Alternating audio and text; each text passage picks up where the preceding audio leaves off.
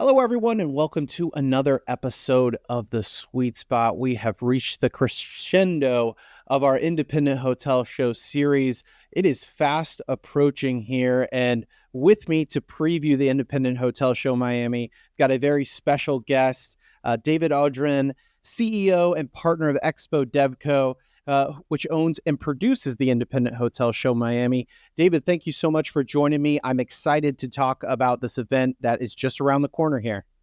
Thank you, Ryan. I'm very happy to be here with you and always happy to talk about our show. Yes, it's an incredible show. We're going to talk about the history, but before we get into talking about the show, what you have geared up for Miami Beach in September, I want to first talk about maybe your career journey and what led you to Expo DevCo and your involvement with the Independent Hotel Show Miami. Super. Well, I'll try not to bore everybody with too much detail, but I grew up in Europe. English father, American mother, born in the U.S., grew up in Europe. Little island of Jersey, the original one, not the new one, right off the French coast. Actually, my father's and his father's business before him was a greengrocer's, wholesale and retail greengrocer's business. So I actually was walking in the back doors of kitchens of independent hotels from a very early age, and always had some good contacts and good friends in the hotel business growing up and going forward. Ended up leaving Europe and moving to the U.S. back in 1989. I'd sold a technology business and moved to the U.S. Ended up working for an association, happened to be the Texas Restaurant Association. And my very first trade show was a substantial show in Texas for the restaurant and hospitality industry. And that's what got me hooked on the trade show business. So I've now been in the trade show business for 33 years and worked for several major, some of the largest trade show organizers in the world. I produced some of the largest trade shows in the world, everything from the largest automotive aftermarket show to the largest floor covering show to the largest apparel fashion manufacturing industry shows, and ended up running the North American business for a major European company called Messe Frankfurt. Ran that for 7 odd years. And then in January of 2012, my partner, who happens to also be my wife, Stephanie Everett, and I left that business and started Exposition Development Company, Expo DevCo. We've partnered over the years with several companies out of Europe and produced different shows. And the one that's obviously relevant to here is the Independent Hotel Show. The company that originally launched the Independent Hotel Show in London is a company called Montgomery Group. They're a 130-year-old family exhibition business, and they had started the Independent Hotel Show London more than a dozen years ago. And I happened to visit it and talk to my friends that own the Montgomery, and really liked what they were doing with it, the specific niche for independent luxury boutique hotel operators. And that's how we first got started. It's an incredible story. You've seen it all, but hospitality being the one that brought you into being your first show, I think is super special to hear. And that's, I think, the beauty of hospitality, David, is that we all get to experience it. Maybe some of those other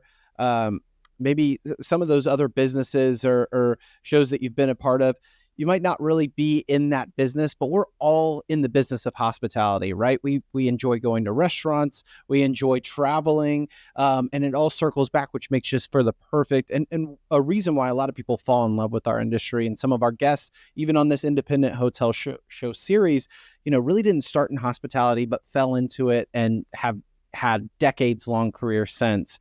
One of the things I'm sure putting on all of these events that we've talked about before, David, is you can't just throw a show anywhere and hope it's successful.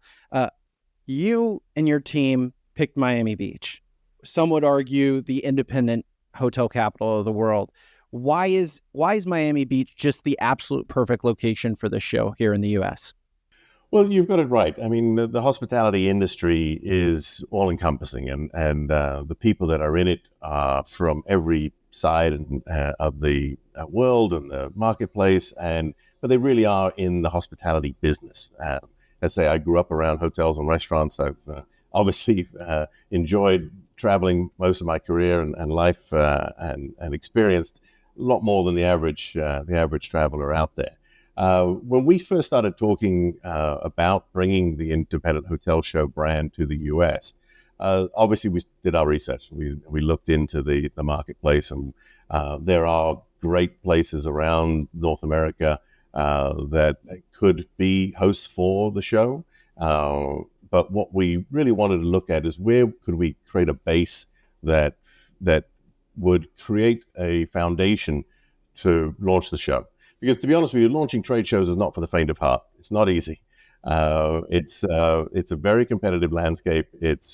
And today, compared to 10, 20, 30 years ago, it's probably even more difficult because in an industry too, David, where hospitality, I mean, time is one of the biggest assets for somebody in hospitality. So for someone, an independent hotelier, to be able to say, hey, I'm going to a show for a day and a half, ever long that is, has to be super compelling. And I think that you and your team have done a great job of creating so much value and saying, this is a need to be at show. It's going to be worth your time and then some.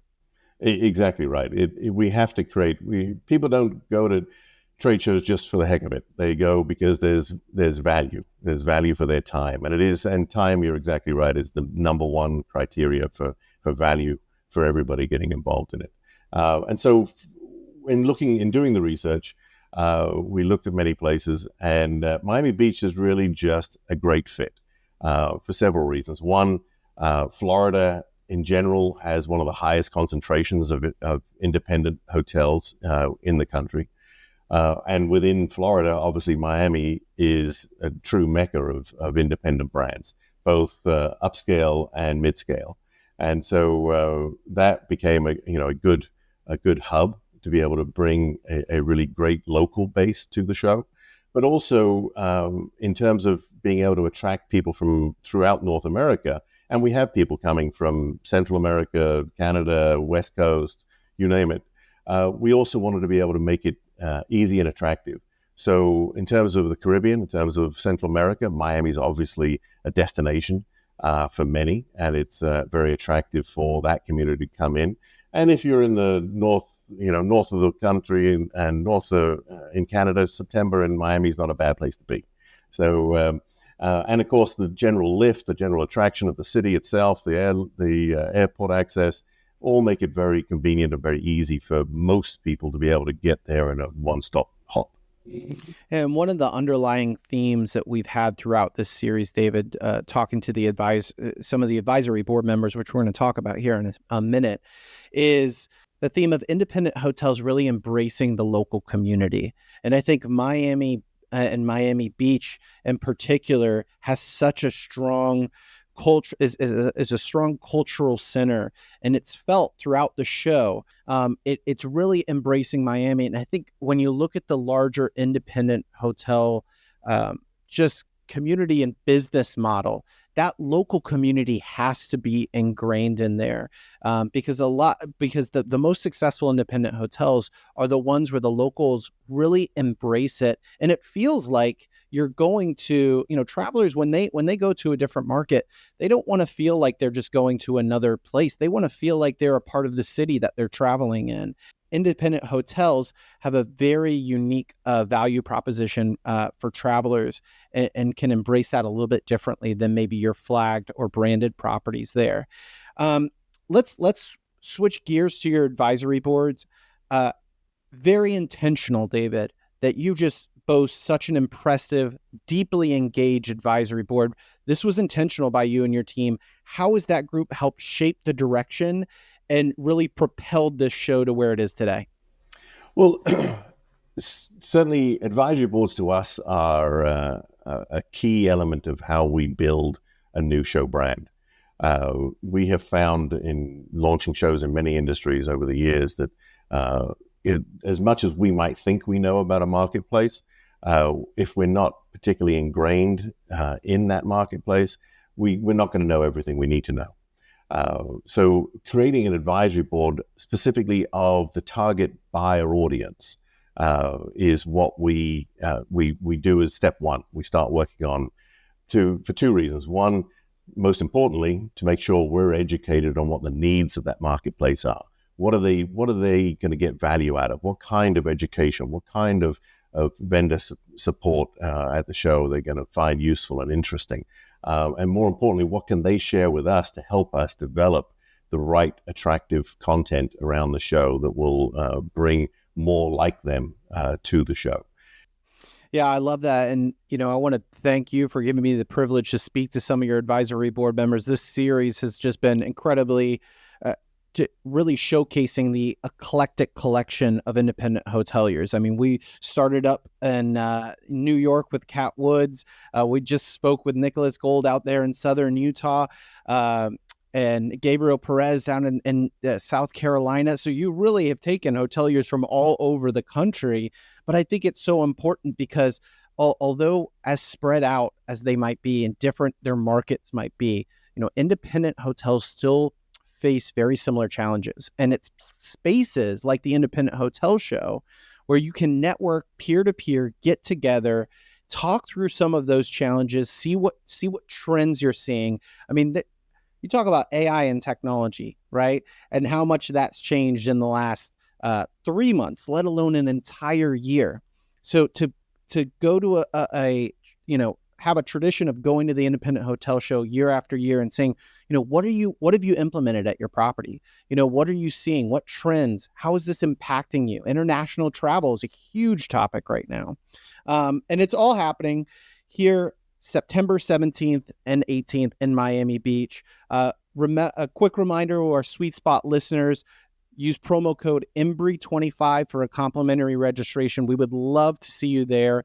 You and your team have done a fantastic job, David, programming, lining up, and some extremely powerful panels. What are some of the sessions, conversations that you're most looking forward to this year? Well, I appreciate you letting us talk about the content that's happening because there are two really key elements of why people go to shows. And again, I've been doing this an awful long time, 33 plus years now in many industries. And over that entire time, we've been surveying our customers, and we continue to every year. But from an attendee perspective, they come looking for three things. It doesn't matter what industry, what region, anything about the shows. People come to find new products and suppliers. They come for education, and they come for networking. Those are the three things they come to shows for. So every time we keep that in front of mind in everything we do about creating a show. We keep those three elements. How is something we're doing going to affect the ability to deliver those three things? In terms of the content itself, I think there's some great topics, and I claim absolutely zero responsibility for any of them. Our advisory board has been key to it, and our team have worked very closely with them to develop topics. So some of them that come to mind, I know for the first time we're having a new session on the importance of food and beverage and how hotels are losing revenue to things like DoorDash and Uber Eats, even when they have their own kitchens and restaurant facilities. And in fact, the founder of Indigo Road Hospitality Group, Steve Palmer, is going to be speaking on that session. And I think that's going to be very interesting for many. We also, one of the things that comes up a lot from the independents in particularly has been some of the rating programs. And we've got a great session by Gina Taylor from the Forbes Travel Guide. We're going to be talking about how ratings are measured and issued, and how it works, and what these independent hoteliers should know about how they can improve their ratings as they go forward. I think that's going to be very valuable for a lot of the independents out there as we go through. Yeah, absolutely, David. I mean, those were two topics and themes that were again, underlying throughout this entire series, the importance of food and beverage. Use that as a differentiator between some of the different branded hotels maybe in your market. And then, yeah, ratings are so important, right? We're always, as independent hotels, trying to show where we stack up against competition in our area. So trying to figure out, how can I show value to my traveler, which is mostly that research now almost completely done online. Now there's new avenues of doing that research through LLMs, ChatGPT. How can you be put in a position to succeed? And I love what you said about, the education is really just kind of the starting point, an icebreaker for a lot of these conversations. And that's what I tend to do when we're covering these events, is talking about some of the sessions and how it relates back to that particular person, that specific property or market. And I think that's what really helps. Some of the best events I've been to have the best programming, and and for some reason you just feel the networking was amazing at that show. But it stems from the educational and the programming that's put together, because if those topics are compelling enough, those conversations now bleed into your networking events. That theme of networking, you said those were your three pillars, right? Networking being one of them. How have you incorporated that into this year's event, and what can guests look forward to from a peer-to-peer connection standpoint? Several things. As I said, as part of the education programs, and in fact, we have two education stages on the show floor. So they're integrated fully into the show. And that's purposeful because what we found is that a lot of people want education and they rate it highly. But then when they get on the show, get to an event, they tend to get distracted by all the people they're talking to and the products they're seeing and the like. And they tend to forget about the education when it's buried off in the building somewhere else. So what we've done purposefully is build these two stages on the show floor themselves. Our innovation stage being focused very much on the type of content I was just talking about, hoteliers talking to hoteliers on these specific topics. Our second stage is our business center. And this is more of a product and service driven, new technologies, new products, new information that some of our key suppliers, partners, are able to share with hoteliers. And that's where you're going to learn the latest about, AI and some of the new technologies that are out, things like that. And these stages alternate so that people can pop from one to the other. And in between those sessions, on the show floor, we have two specific networking areas: our lobby lounge, and in the middle of the floor, and our corner bar. And both of these areas will be easy, relaxed areas for hoteliers to sit down and network amongst themselves and take advantage of being, again, all on the show floor, all in one place that they can interact with the suppliers that are exhibiting. They can look at the products, they can network with each other, they can experience the education all together. Yeah, there's something, the Independent Hotel Show is one of my favorite events to attend every year because of that energy that you feel right when you walk in. You got that music going, everybody, you start to feel, you can tell how well a show is going to go based on, when you first walk in. And the Independent Hotel Show absolutely brings that energy. And those networking areas are always buzzing. Industry influencers, you can bump into someone, vendors, brands, hoteliers. It's really the place to be. And the last pillar that you talked about was connecting those suppliers to independent hoteliers. And we've talked over the years to independent hoteliers about how important that is, because the brands, they have tons of leverage, right? They've got tens of thousands of these properties that they're able to, really get the best deals, connect you with the best vendors. They've got these big, list of vendors, suppliers that you can choose from. Independent hotels, it's a little bit different. It's a little bit more challenging out there. So it's events like this where you can connect directly to suppliers, the latest technology. Tell us a little bit about how the independent hotel show connects supplier to hotelier? Well, the whole trade show model literally goes back millennia. It goes back to markets in ancient times.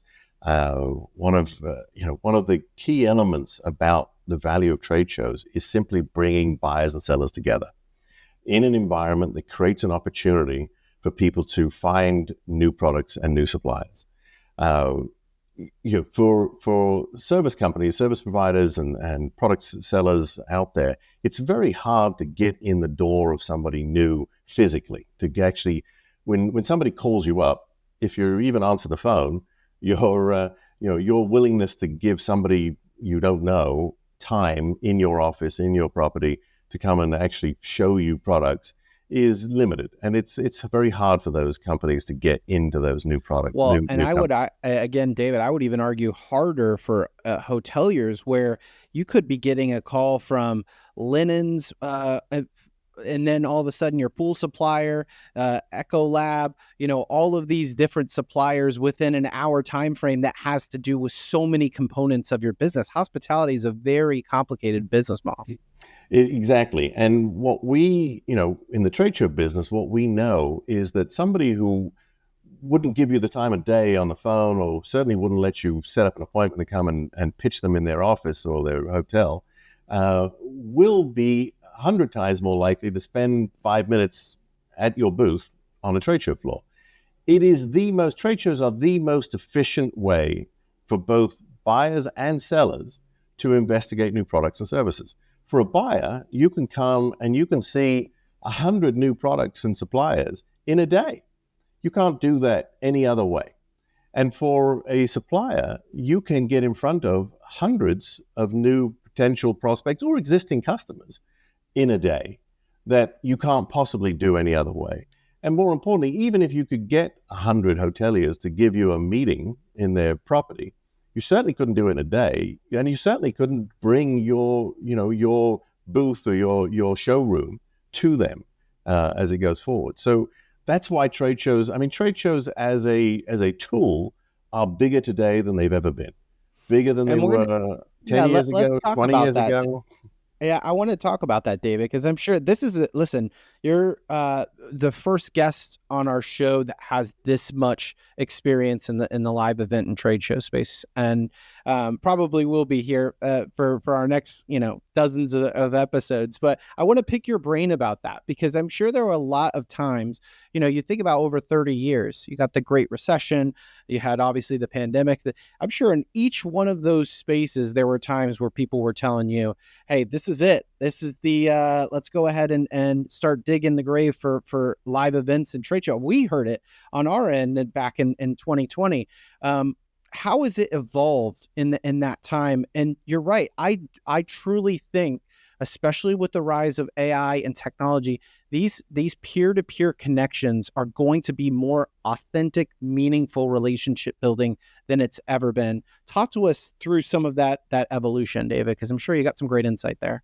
Yeah, it is true. I say I've been doing this since the early 90s, and I was with at the time, at the late 90s, I had a senior exec role running a division for the largest trade show management company producer in the world.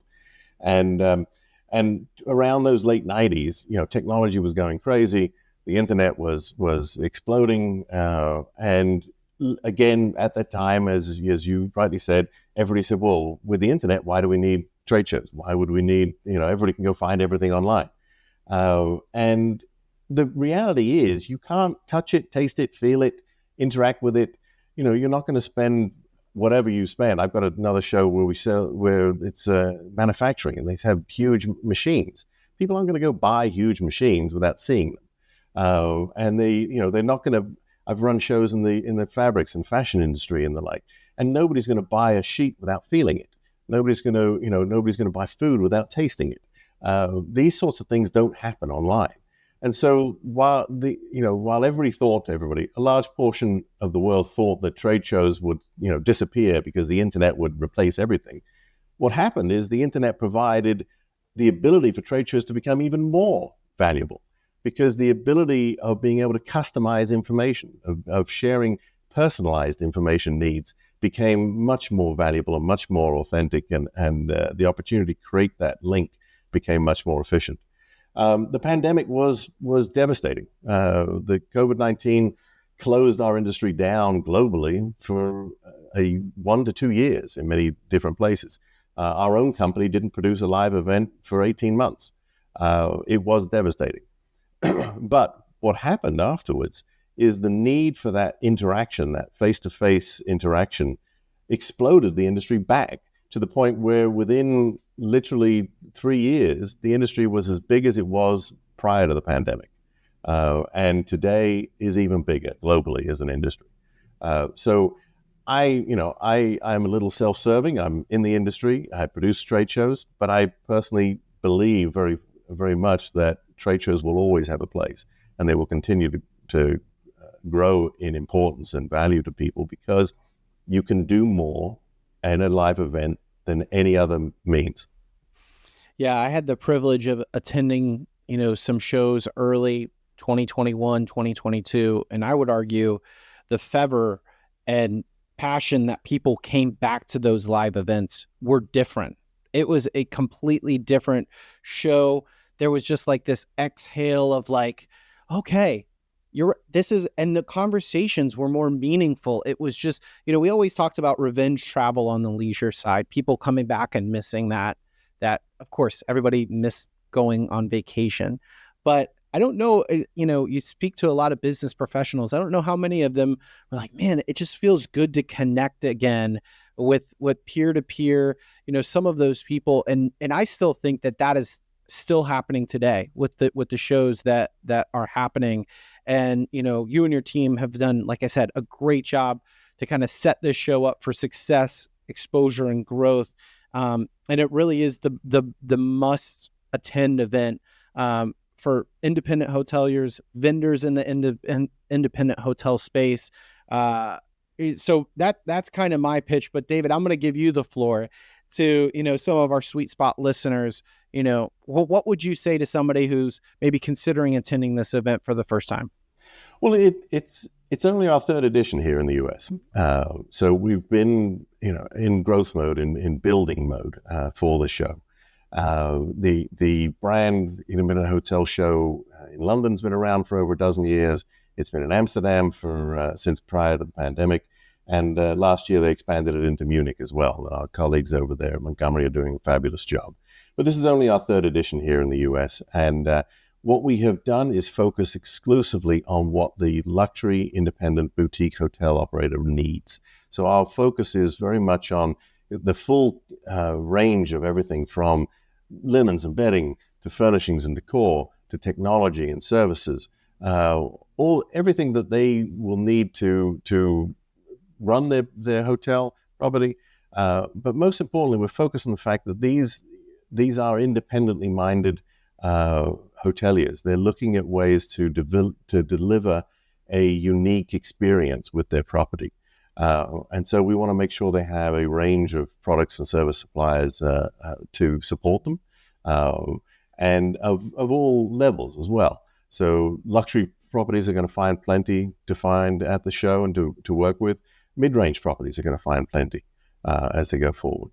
And that's our number one goal, is delivering an ROI for the attendees that justifies them spending their time, gives them a lot of takeaways. If you don't leave a trade show event like this with some new ideas and some new suppliers and products that you want to look at, then you haven't really tried, because it is definitely there for the taking. Yeah, and you've done such a great job, like I said, listening to the feedback from the advisory board, from the attendees themselves. Each year that we've been there, been able to cover the event. We'll be there again, obviously, this year in September in Miami, covering the event. We've seen more and more innovation, more and more just growth in that show. So such a pleasure and privilege to be a part of it. I want to thank you, David, for taking the time out of your busy schedule. I hope to see you, obviously, in September in Miami, along with all of our Sweet Spot listeners. Any final thoughts before we close down the episode today? All I encourage your listeners to do is visit our website, independenthotelshow.us. There you can see the great advisory board members and brand ambassadors that are participating and supporting us. All of the organizations that are supporting the show and participating in the show. AHLA, for example, is doing some great sessions on current advocacy work, as well as issues very dear to everybody's heart on the human trafficking awareness, etc. And also you can see our list of suppliers that are participating in the show, and start planning. Plan for the kind of products you want to look at, plan for the sessions you want to attend, and get together with some hoteliers and plan some time together to network and share and have a good meal somewhere in a great city of Miami Beach. I'll be tuned into the session on podcasting and marketing for independent hotel shows. Thank you, David, so much again for taking the time and joining us here on The Sweet Spot. Thank you, Ryan. I appreciate it. Thank you so much.